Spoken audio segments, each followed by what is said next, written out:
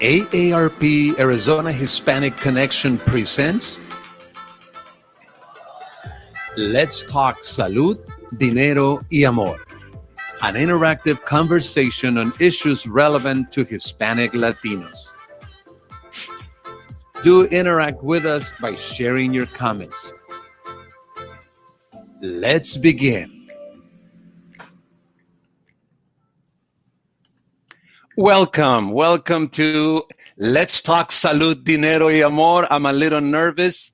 This is David Parra with AARP Arizona. This is our first show, and we are very, very excited. This new show will continue with our theme, Educate, Celebrate, and Connect, which is the theme of our platform, AARP Arizona Hispanic Connection. We will address many issues relevant to Hispanic Latinos in the realm of salud, dinero, y amor, which we link it to family. In these shows, we would like to take an X-ray of Hispanic Latinos, an X-ray of the state of Latinos in health, in money, in education, in upper mobility, in political involvement, in voter engagement, in retirement preparation, in estate planning, and more. We have three guests today, and I will introduce them now. Look at them. Aren't you beautiful? Thank you so very much for joining our show. Let me introduce, and I tell you what I'm going to do. I'm going to give you a minute so you can say just a little something about yourself. So let me start with Adriana Perez. Adriana, when we launched our radio show and our platform back in 2011, you joined the show via phone, and today you're joining via video and audio. So thank you very much. Welcome. And would you say a little something about yourself, what your title and what you do currently? David, yes, thank you. It's great to be with all of you. I do remember that 2 years ago. Congratulations on continuing your work and reaching out to our community, which we're going to talk about today. I'm at the University of Pennsylvania School of Nursing. I'm an assistant professor there. So the majority of my work is research with older Latinos. And I also see patients as a nurse practitioner in North Philadelphia in a practice that's predominantly Latino. Most of my patients speak Spanish only. These are issues that are all very near and dear, not just to my work, but to my passion, obviously. But so I've been in Pennsylvania for 5 years. And part of my work is also to look at workforce, healthcare workforce, and how we are doing in terms of addressing health inequities in our system. So I'll share a little bit more about that when I talk. Well, you are Dr. Adriana Perez. Obviously, you have a doctorate. We kind of lost you in Phoenix. You are missed, by the way. Thank you. Any possibilities of coming back? You know, I never say never. That Arizona will always be my home. But I think that being in the East Coast is giving me an opportunity, because of the work I do, is to look at Latinos all over the U.S. and how there are similarities across subcultures, but there are some unique experiences that different Latino and Latino immigrants experience. So in Philadelphia, I'm getting to work a lot with the Puerto Rican community. There are a lot of growing immigrants from different parts of the country. So it's a unique experience to be able to look at us as a whole, as a community. Good. Thank you very, very much for everything that you do. I am sure that you make the Latino community proud. Thank you so very much. Thank you. And Yvette Peña, my friend Yvette, our colleague, say a little something, Yvette, about yourself. Would you mind? Sure. Hola y buenos dias. What a pleasure to be here. And David, I am so proud of all that you do. Keep making us proud at AARP. It's a pleasure to be your colleague, and it's an honor for me to be here and on your radio show. As you mentioned, I am Yvette Peña, and I am the Vice President in Multicultural Leadership at AARP, and I lead the Latino audience strategy nationwide. And what we try to do is we try to help people live a better life, to empower them to choose how they want to live as they age across all the areas of health, wealth, and self, which translates in Spanish into salud, dinero, y amor. So we not only empower the 50 plus, but we empower their families because we understand that there are multi generational families in the households, and we try to give information and education and tools to the entire family. Thank you so much. And by the way, your parents are Dominicanos. Were you born in La Dominicana or just your parents? Bueno, I was born in the big NYC in the Big Apple. Okay. My parents are from Santo Domingo, the Dominican Republic. Got But it. I'm proud to say that my first language was Espanol, Right. and that I learned Spanish through Sesame Street and Zoom. Wow. Amazing. So, although I was born in New York City, Espanol is my first language. So there's a lot of pride there. Let's take 30 seconds max. Last year, ARP sponsored a Tejano music concert in Las Vegas, but this time they did something virtual. Can you just briefly say a little something about that? Yeah, so we wanted to continue our connection with the Mexican American community, and everything went virtual. We could not do what the Tejano Fest in Vegas like we did last year. So this year we've launched a series called Tejano America, where we bring in Tejano artists and their families, and we watch them cook, we watch them sing, they give us tips, and that's all virtual, and that's all on the Tejano Convention Facebook page. And AARP is a proud sponsor because we always want to keep our connection with our community. You know, not even COVID-19 can stop AARP from connecting with our wonderful Latino community. And just for folks to know, excuse me, I am very much up to date what's going on, and I always share the videos. So if people go to AARP Arizona Hispanic Connection page, they will be able to enjoy the music live, you know, the videos that they are uploading in their page. So thank you, Yvette, for everything you do. You're very welcome. My friend and colleague Alex Juarez, here from Phoenix. Alex, tell us just a little bit about yourself before we go into the topic of today. Well, good morning, David. Good morning, Yvette, and good morning, Doctora Perez, and everybody watching us. It is a pleasure for me to be here in the show today, David. I am Alex Juarez. I'm the communications director for AARP in Arizona. And David, we've had to adjust, you know, how we do things. Our event type of setup has changed dramatically. We can't do those face-to-face interactions with our members. Ever since the pandemic started, we've had to change, and we're doing a lot of virtual events. You've done an amazing job in transitioning really how we're reaching the Hispanic community. Today, we're very lucky, and I am really excited to be part of this show because we are with two amazing Latinas. It's the Latina power that's growing so much here in the U.S., and we have two national figures. Yvette has been on shows in Univision and Telemundo. Doctora Perez, you do so many conferences and you represent Latinos so proudly. So it is really an honor for me to be part of the show today. So thank you so much for doing this. And David, great job. Continue the great job that you're doing, and let's continue providing content and information for our Latino community. You know, serving is something that we appreciate. I've known a lot of people, and most of the folks who work for the nonprofit business. We basically are kind of inclined to serving our community. Not that somebody else doesn't, but especially because that's what we do. Mm-hmm. And we would do this for free, but they pay us to do this. I mean, it is an unbelievable thing. We are so fortunate. So. You know, and again, one of the things that I would like to tell the audience in this introductory show is that my view is to do an X-ray of the Hispanic Latino community. And I know we're going to get to the name that we use in the future shows, because I know, you know, Latinx is already picking up momentum. So we'll get to that in the future. But for now, we'll use Hispanic Latinos. And so we want to do an X-ray.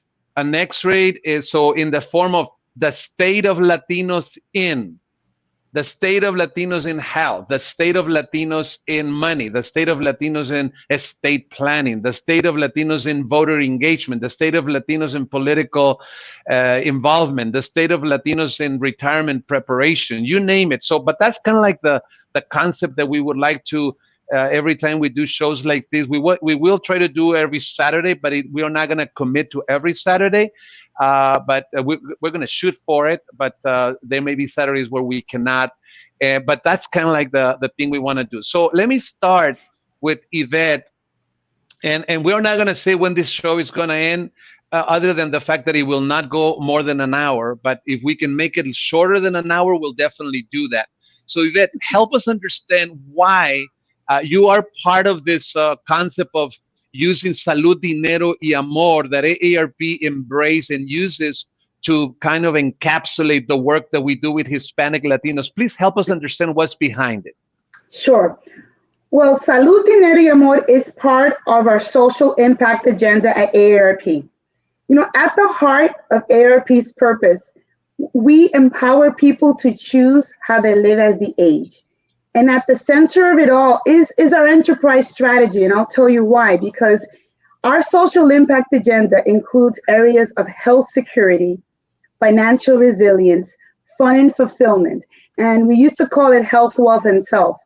And our work in these impact areas is really cross-functional, right? Because it helps our efforts in advocacy, in the programs, in the services, in the content, in the outreach that we do. And so it's our job to also communicate this and infuse this into the Latino community. So how do you take all that I just said and translate it in a simpler way to the Latino community? Because we know that not all Latinos understand what AARP does, how we go out into the community. And so we know that in life, without Salud, Dinero, y Amor, you're really missing a lot. And so we bucketed everything that I just said, the health security, financial resilience, fun and fulfillment, into the areas of Salud, Dinero, y Amor. Those are the pillars where you can actually bucket everything that AARP does. And so what's more relevant than a term like Salud, Dinero, y Amor? We know that as Latinos, when we sneeze, we say salud. We mean salud, dinero, y amor. Right. When we toast with a drink, with juice, with whatever, we say salud. We mean salud, dinero, y amor. And for those who take it a little bit deeper, salud, dinero, y amor, y tiempo para disfrutarlo. And more time to enjoy it. And you can't enjoy life and you can't enjoy your time if you do not have your health, your wealth, and yourself in order, right? They all go together. And not only for yourself, but for your family. And so that is why we use that term. And that is why everything that we do for the Latino community is grounded in those three pillars, which really helps people live better lives. Yeah. Thank you so much. It's a great concept. I love it.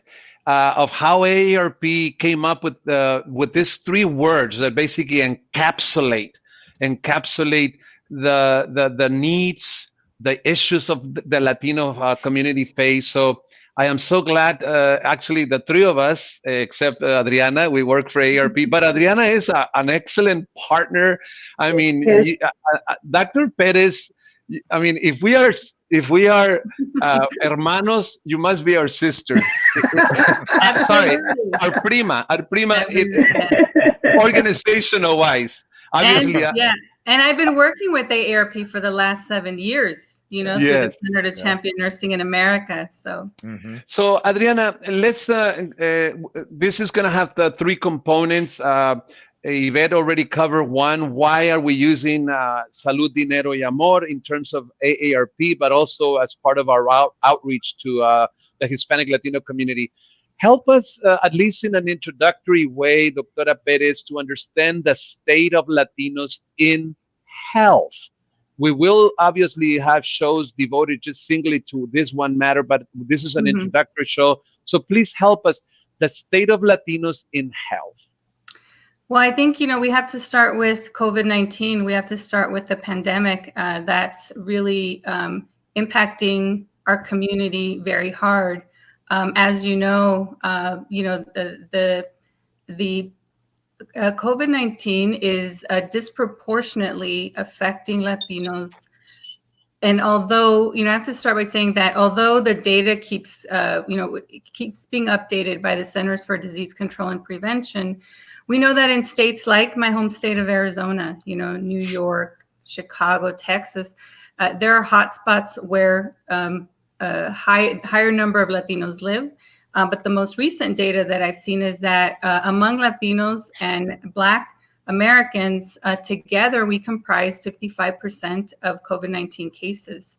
I mean, that's nearly double of what we make up in terms of the population. So I think that's very important, and we have to talk about that. We have to bring more awareness to our community. So far, Latinos represent about 33% of COVID-19 cases. And I think it's underreported, that data. So we'll continue to know more about it. We expect that it's actually more than that.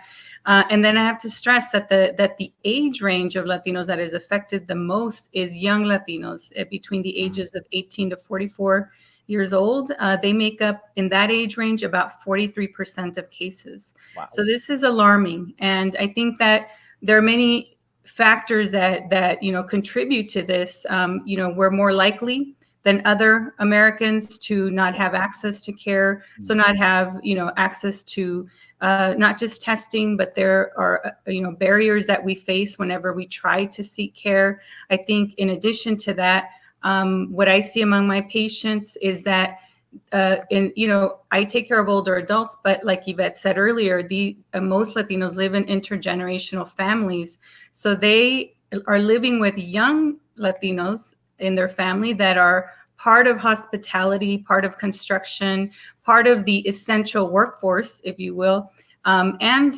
many that make up the agricultural sector, that are working in the fields, that are working in construction. So I think that it's something that is affecting our community, the health of our community, so much. And I would say, secondly, that we are already burdened with a lot of chronic disease that make us an even bigger risk factor to contract COVID-19.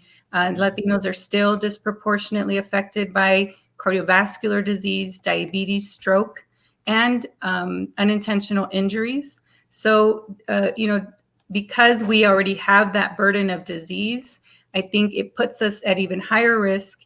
And unfortunately, across ages, what I see in practice is that all of those things impact the state of our mental health. Only about 34% of Latinos with mental health conditions are actually being treated. So the majority are not being treated and are suffering without, any kind of treatment support. And I would say that thirdly, we'll talk more hopefully about social determinants of health. We are predisposed to all of these inequities because of our communities. We need better access to quality housing, things like transportation. In my area of physical activity, I see that most Latinos do not have access to green and active spaces, healthy food, clean water, things that are necessary to survive the pandemic. So it's something that really concerns me. And so, where we live significantly impacts how we live and our health. And so sadly for us, unaffordable housing, public transportation, all those things affect our health, which is why I love your theme, Yvette. All of those things affect our health. And I translate Amor to social support.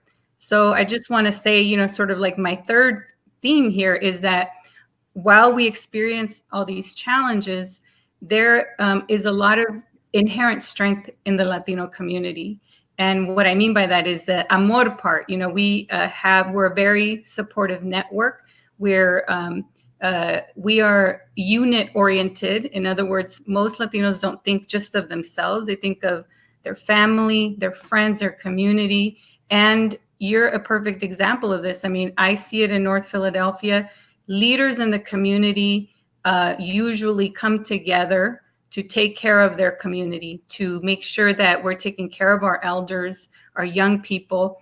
And I'm part of a coalition there, just as I was here, that takes care of the major issues affecting our community. So just very briefly, when COVID-19 struck, information was very slow to reach, our community, translating materials, getting accurate information out into the public domain to where Latinos, seek information. So partnering with churches, with local businesses, with schools, we find a way. And so, despite the fact that we have all of these challenges, I always admire the resiliency, the faith, the social support, the love, in other words, that is inherent in our community. We have to remember that, because for me as a researcher and as a healthcare provider, it's always easy to think about what's wrong with us, but there's a lot that's good with us, that is a part of our strength that we need to remember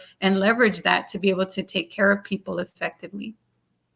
So I'm hearing you, and I'm thinking future shows. The purpose of this show is to do an X-ray, to take an X-ray of our Latino community. Obviously, we don't just want to know what's wrong with us, but how to improve, how to make it better. So would you say that chronic conditions definitely played a part in making it easier for our community to contract the virus?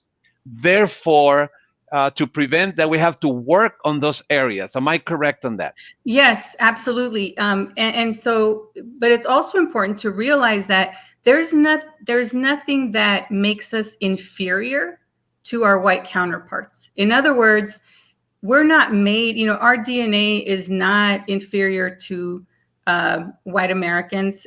So because, just because we do have higher rates of cardiovascular disease, diabetes, asthma, that really relates to the poor access to care. Even with COVID-19, I mean, I have patients that literally do not seek care until things are out of control, until things are very urgent, for fear of many, different issues, immigration, for example, or they know that, nobody there speaks Spanish, et cetera, multiple things.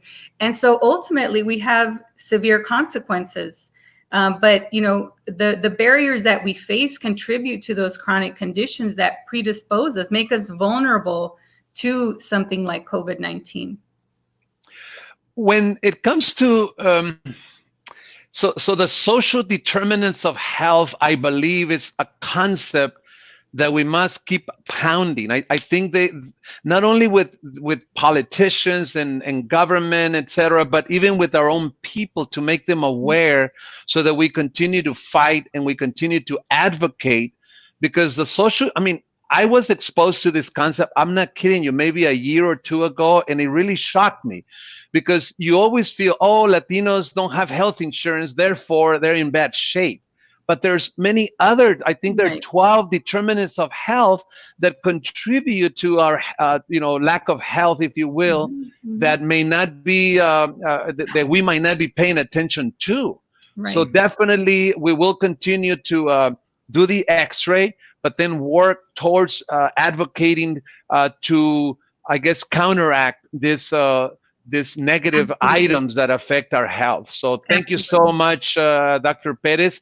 And now let's move to money, and then we'll just wrap it up with love, amor, familia. And you said here, what is this? Social what?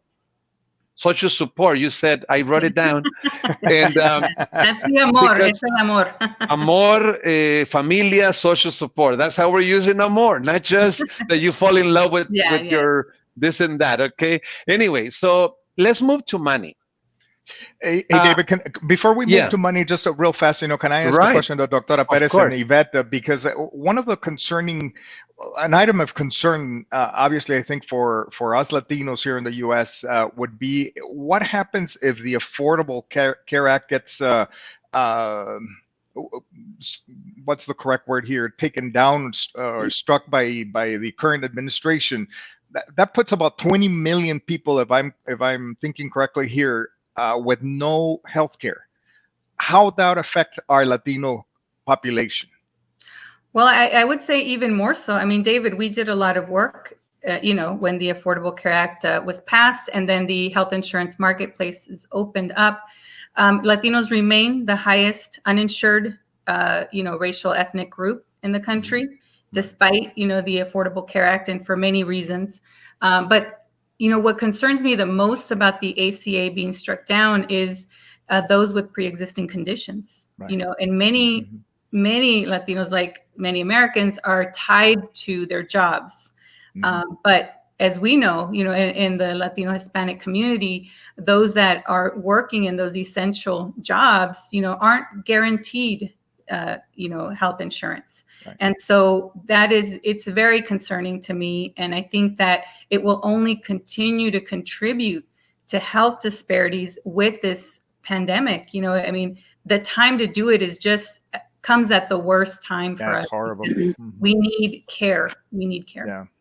I agree. Now's not the time to do it. I mean, we're in the middle of a pandemic, and Dr. Perez said it. All of our essential workers that are out there and they're coming home to their families. I mean, this to me is like the biggest alarm. And already, we know that our Latinos are unhealthy. We know the numbers. Dr. Perez did a great job in kind of highlighting that. And without the health insurance, I mean, those numbers for COVID will go up. I think more people will get infected. The impact will be greater. And, now's not the time. I mean, I really hope that the administration really takes a look at that, because the impact, the negative impact on lives, Alex, it's going to be detrimental. And the COVID-19 numbers, the infections and the death rates are not going down. And I think with this, taking this away, we will see a spike in all the numbers in a very negative way. Definitely.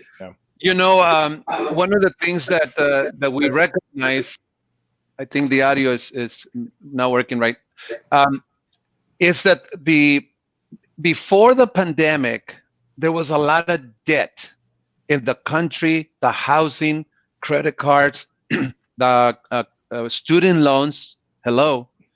So now with the pandemic, I'm sure that the issue of money, wealth, it's going to hit hard. And I think it's already doing that. So let's just share some thoughts, if you don't mind, because we do want to take an x-ray of Latinos in money and then see how to support and keep pushing education, training, etc. So what can you say a little bit about money here in the way we are in the context of our conversation today? Yeah, the topic of money and finance is really important, I think, in our Hispanic community. And before I go in a deep dive into it, just wanted to mention that the Salud, Dinero, Amor lema, or the theme here, is very near and dear to me, because my mom on a daily basis would tell me, hijo, salud, dinero y amor, very important. So it is very near and dear. It's something that I heard for all my life, living with my mom, but it's something that I really, really care for. Anyhow, Hispanics and finance, that's something that we still need to work here in the U.S.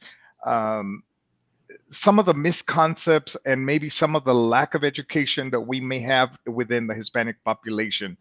Many, in particular, the recent immigrants or the unculturated Hispanics probably have a higher index of mistrust and not believing in banks and maybe investing their money on it. Many of them still save their money underneath their mattress or in a little tin jar at home.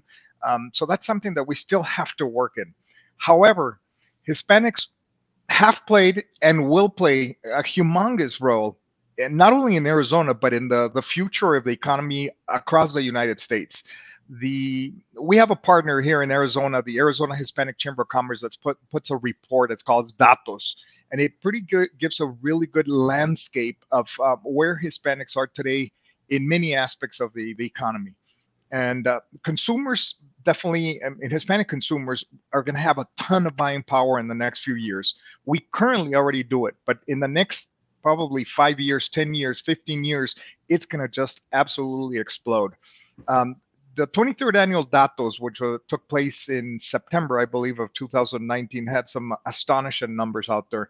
And it basically tells us that Hispanic-owned businesses are playing an increasingly important role in the American economy.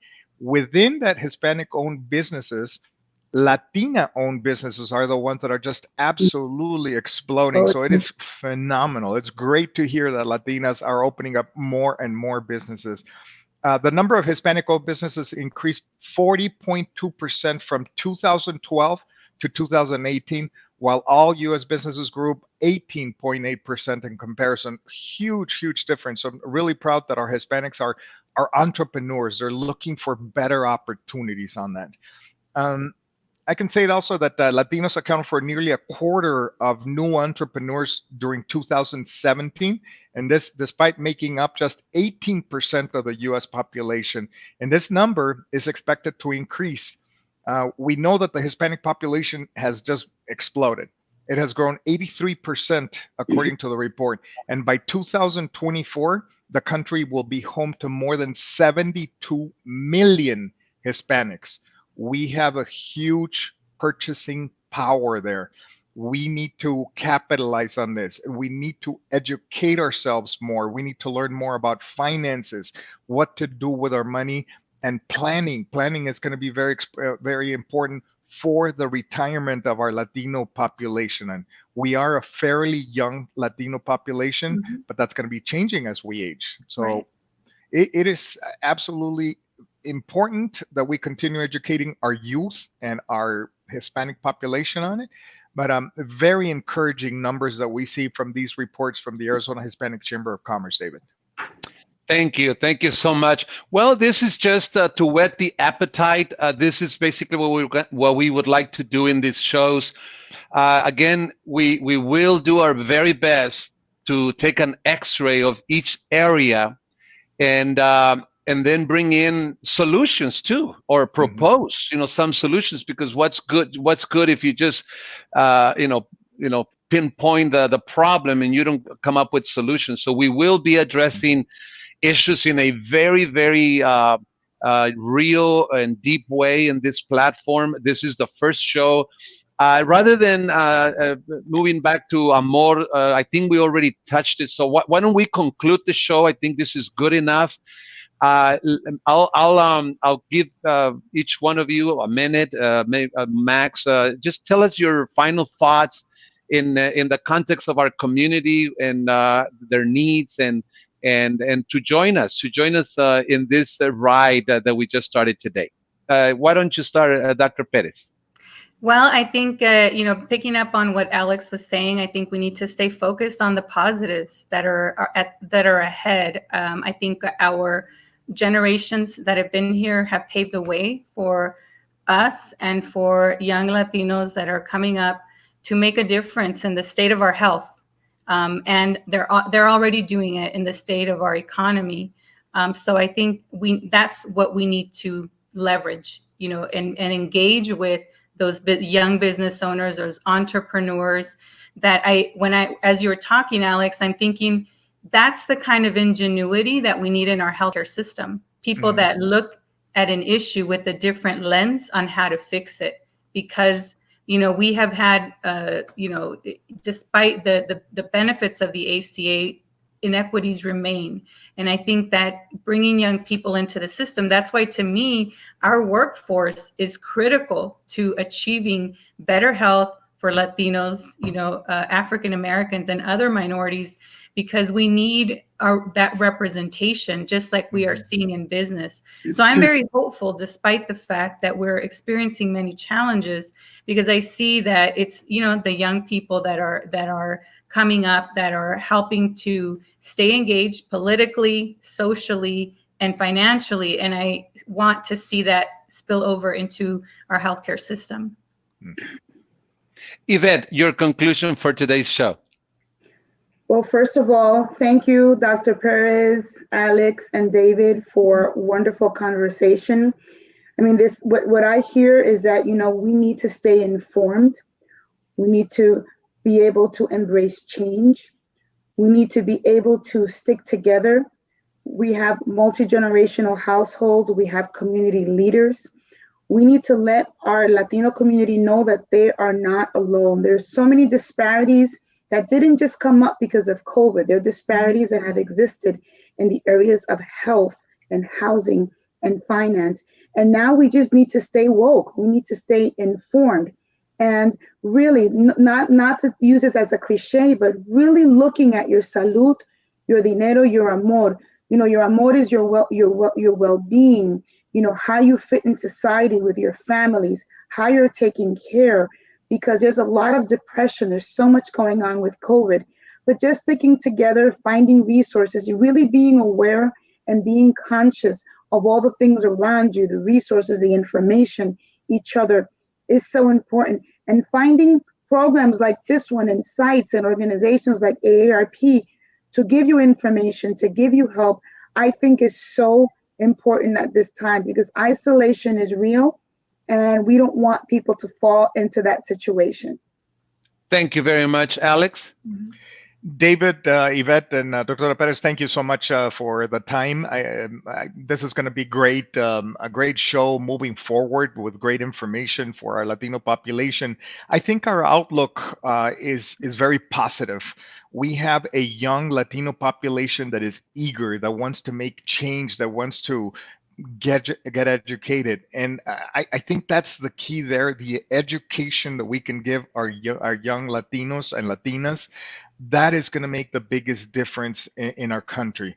I'm a firm believer that education relates then back to the household incomes, higher household incomes. Just to give you a reflection here, between 2010 and 2016, Latino households had inflation adjusted as assets amounting for only $27,000, $27,666, as opposed to the general market homes that was $235,000. And this disparity in asset is much larger than the overall wealth gap, which is approximately 150,000. That indicates the gap is driven more by asset value disparities than by debt. However, this generally young Latino population ages in its prime wealth building and income generation years.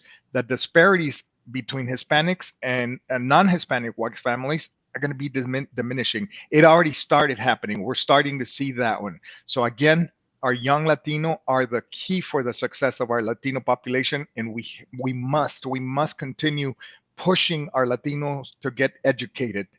I'm a firm believer also that the things of the marches that during the Cesar Chavez, they work very well, but in today's environment, education, representation in government, at boards where we can influence decision making, that's where we're going to have the biggest impact.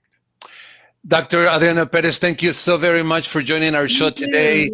Yvette Peña, thank you so much. Alex Juarez, this is the end of our show. Join us next time. Have a great day. Thank you. Gracias.